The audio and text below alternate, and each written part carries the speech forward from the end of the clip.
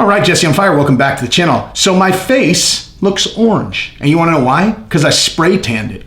How you like that, In between when you spray tan and when you wash it off, it gets super orange. I don't care, dude. There's no shame in my game. If I get too pasty, I don't look that good. So I like to keep it tan. So, if that's a problem for you, all right? Now, speaking of that, so I just did a video yesterday entitled "The Full Dylan Dennis Arrest Video Emerges," and I literally, it's like, I know when I do a funny video, okay? Like, that video is really, really funny, really good.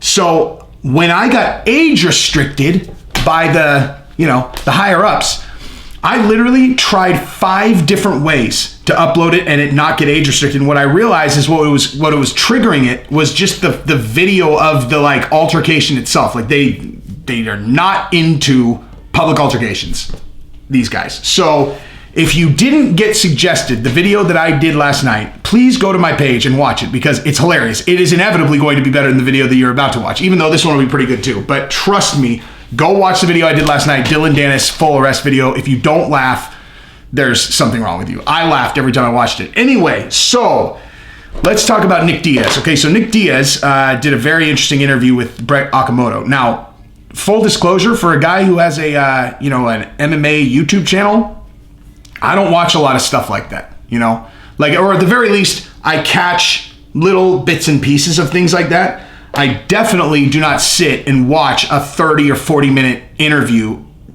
straight. I don't know if it was actually that long, but I watched the whole thing, front to back, the Nick Diaz interview. And there was a lot of stuff in there, not just the things that he said, but just who he is. Okay, so a few things that you could take from that interview. Oh, real quick, if you like the content, subscribe and ring the bell. If this is your first time to the channel, and I started off by telling you that I spray tan my face, that should be a good opening for what kind of channel this is. I just say whatever the fuck I want, and that is just the way that it is. So if you like it, subscribe. If you don't, unsubscribe. I don't care. Anyway, but thank you guys for the ongoing support. Okay, so check this out. So one thing that I took from the interview was how, what is the number one thing that people respond well to? And I'm talking across the board. There's no, I don't even know there's no cultural differences here. In every country, everywhere in the world, one thing that people respond really well to is people who are genuine, right? Like a person that says exactly what they think and exactly what they mean, and especially someone who's willing to talk about themselves in a way where they're, basically making themselves vulnerable, where they're just yeah, man. Hey, how are things going? How do you feel? Oh man, things are great, man. Best camp of my life, man. Just really, everything's clicking. Yeah, I've heard that story before, and I'm not saying that it's not true when people say it, but when someone says, I don't know, man, I don't even want to be here. I hate this. I hate this. In fairness, I always feel like that, but I always feel like I'm going to get my ass kicked. I've never felt like I was going to win every single fight. I'm like, dude, what the hell am I doing? Hey, well, tell me about what it feels like when the music comes on and, and you're walking out, everybody's cheering. I mean, how do you feel? I feel the same. I feel like, what the hell am I doing? What am I doing here? Why am I doing this?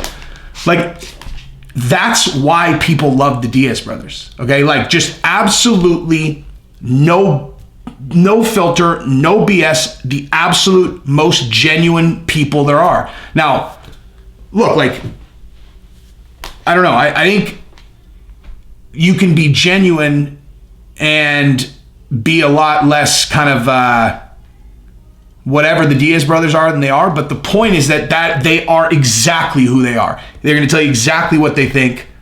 Nate plays around with the media a little bit. But Nick is just look, they're like, oh, tell us about what you were doing over these years. He's like, well, I thought I was going to start a school, but I realized I don't really have that many real friends. We were going to start this school over here, but it didn't really work out. They can blame it on me. He's just giving you the absolute most honest answers ever. If you're not rooting for, I don't know. It made me definitely root for him. Now, that said, all the stuff that's going on circling around this fight, where all of a sudden he makes it at 185. Now, one thing that he said where I kind of really scratched my head was he goes, well, and not this part. He goes, why am I even fighting Robbie Lawler? Whoever set this up is an idiot. I should be fighting Kamaru Usman. I was like, I totally agree. That would be an absolutely enormous fight, And But the thing is, if you want to fight Kamaru Usman, why would you move the fight to 185? You know what I mean? Like, I mean, I get, well, I don't want to cut weight. I get it. I totally get it. And if he wins at 85, maybe he could fight Kamaru Usman. But if he fought at 170 and won, he for sure could have fought Kamaru Usman. You know, I mean, who knows? I mean, listen, like, one thing that seemed very clear in that interview is that Nick Diaz is living moment to moment, it seems like. Which is, I mean, I don't think that's like a big drastic change from how it's been, you know, historically. But that interview, man, was like, I don't know. This guy is doing the only thing that he knows how to do, and that's exactly what he said throughout the entire thing. This is just what I do. If I could do something else, maybe I would, but this is just what I do. So, you know, I don't know. Only real stuff that I had to comment on was he's the most genuine guy ever. You have to root for him. He's totally fucking crazy. Like, he's legit, like, completely crazy. Like, totally crazy. But crazy in a way that made him great, right? Even if he goes out there and he gets folded like a lawn chair in the first 22 seconds, right? Even if he goes out there, Robbie Lawler throws one punch and Nick Diaz is starched.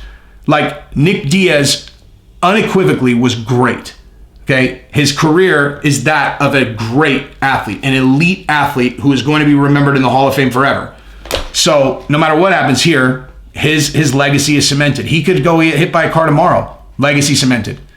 But, yeah, I mean, I imagine he'll probably settle into training people. I mean, again, this is what he does.